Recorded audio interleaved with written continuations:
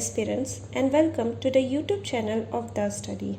In the previous lecture, we learned the backgrounds, characteristics and development process of Indo-Islamic architecture. Today, we will further talk about what architectures were built in the Sultanate period under Indo-Islamic architectural style. So let's start with today's topic, Sultanate architecture.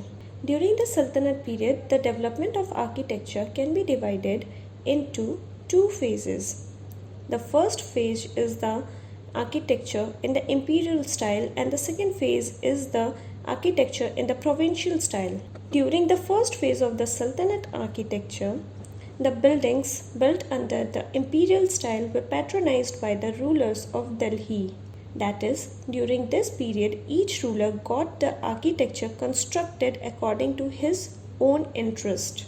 However, the structure remained essentially the same. The early Muslim rulers encouraged the construction of more mosques. The reason for this was because of the huge size of the mosque. It was not only the place of worship but was also the meeting point of the whole Muslim society. So let's talk about the architecture which was built slave dynasty architecture. The development of Sultanate architecture in India dates back to the period of Qutbuddin Aibak. It was during this period that the construction of the first mosque in India started in the name of Quwwat-ul-Islam Mosque, which was built in 1197 AD by Qutbuddin Aibak to commemorate the Delhi victory. He destroyed 27 Hindu and Jain temples inside the Rajput fort and Kila Rai Pithora of Lal Kot and carved their pillars, lintels, roof slabs on which Hindu deities were built in the construction of this mosque with the material found in that. It was a huge stone row with 5 beautiful arches or mihrab. The middle arch or mihrab is the tallest. The greatest feature of this mosque was its exquisite maksura and its enclosed Qibla Liwan. In this mosque, for the first time, the strength of Indo-Islamic architecture and the coordinated feature of beauty emerged. Further in 1199 AD, Qutbuddin Aibak built the Qutb Minar in the premises of the Quwwat-ul-Islam Mosque as a symbol of Turkish conquest. Actually, it was built in memory of Sufi saint Khwaja Qutbuddin Bakhtiyar Kaki, which was eventually built by his son-in-law and successor Iltutmish up to 4 floors. It was built near the mosque so that the cleric or the Maulvi could offer prayers on top of it. The top 2 floors of the tower were destroyed in 1373 by lightning and thunder. Firoz Shah Tughlaq renovated its 2 floors and also built a 5th floor on top of it. It is the highest tower in India. It is constructed from red sandstone. White sandstone has been used in the above floors. The main attraction of this tower is in the skillful method of making its balcony. Further, it was also repaired by Alexander Lodi and Major R. Smith. Qutbuddin Aibak built another mosque in Ajmer called Adhai Din Ka Jhopda. Actually, it got its name because of the urs of 2.5 days organized here. It was also constructed from material derived from the demolition of Hindu temples. Improved carvings has been used in its columns. The actual development of architecture started from the time of Iltutmish. Its architectural interest is reflected in a mosque built at Badaun during this period. The high Singh Dwar of Nagar, the tomb of Sultan Garhi, and its own mausoleum in Delhi. The mausoleum of Sultan Garhi was built by Iltutmish in memory of his elder son Nasiruddin Mahmud in 1231 AD near Qutb Minar, which was the first example of a mausoleum in India. Like a citadel, there is a courtyard surrounding the wall with bastions, burj, built at the corners and an octagonal symmetry beneath the ground. Many stone pillars, carved lintel and other pieces originally used in temples have been used here. Iltutmish built his mausoleum in 1235 AD near the Quwwat-ul-Islam Mosque. This mausoleum was a square building but it was made octagonal by placing arches, mihrabs, and dependents latkane on the corners on which a dome was built.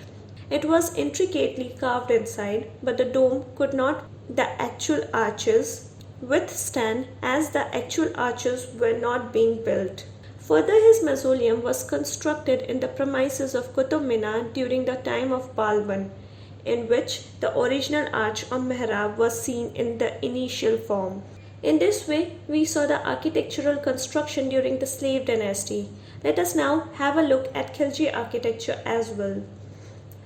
The Khilji dynasty ruled from 1290 AD to 1320 AD and established the Seljuk style of architecture. The major feature of the construction of this period was the use of red sandstone. Along with this, the arched style gained prominence in this period. As a connecting material, slurry was used prominently in all construction work. In fact, Alauddin Khilji contributed to the development of Sultanate architecture during this period by constructing Alai Darwaza, Hauze Alai or Haus Khas. Red sandstone and marble have been used together in the Alai Darwaza built between 1310 and 1311 AD. Along with this, very prominent ornamentation, windows on the grooves, niche, horseshoe-like arches, mihrabs, kamalkali like ornamentation and its major characteristics. For the first time, the appearance of the actual dome appears in the Alai Darwaza itself. This is the first such architecture in which the dome is not built on the principle of corresponding valley stones, that is, in this period the building gets smaller as it rises. Rather, the dome is built on the basis of aerial boulders. The arches mihrab of its three entrances are constructed like a horseshoe whose inner part are decorated with small pointed kangurs. The shape of the fourth arch is somewhat unusual because its shape appears to be triple pointed. This is the same style whose apogee is seen in the architecture of Shah Jahan. Apart from this, the Zamat Khana Mosque at the Dargah of Nizamuddin Aulia and the Ukha Mosque built by Mubarak Shah Khilji in Bayana, Rajasthan are also examples of Khilji architecture. Let us now have a look at Tughlaq period architecture. There is extensive development in Sultanate architecture during Tughlaq period. The architecture of this period is seen in both the rise and the fall of the Sultanate architecture, as a result of which the tendency to return to simplicity in architecture developed. The notable feature of the architecture of this period is the thick and sloping walls. This method is called salami. This method seems to give strength and solidity to the building. The second feature of the architecture of this period was the deliberate attempt to mix the principle of arches, mihrabs, lintel, sardal, and joists, dharan. The earliest building of this period include the fortress or the Gadi of Tughlaqabad and the tomb of Ghiyasuddin Tughlaq connected with it along the path between the artificial lake. The Gadi or fortress of Tughlaqabad was built by Ghiyasuddin Tughlaq. It was the third city of Delhi, which had 52 gates. The walls of this fort show imperviousness on the upper side, whereas the level of its construction is of low grade, and there is a lot of rough stones everywhere. It seems that it was built in haste due to the danger of Mongol invasions. Marble and red sandstone have been mixed in the pentagonal shaped irregular mausoleum of Ghiyasuddin Tughlaq at the main entrance of Tughlaqabad, and small kangurs have been used for decoration in the main arches or mihrab. The clear slope in the walls and the complete lack of ornamental elements add to the rigidity of the mausoleum. Further, Muhammad bin Tughlaq established the city of Jahanpana by combining Rai Pithora and Siri.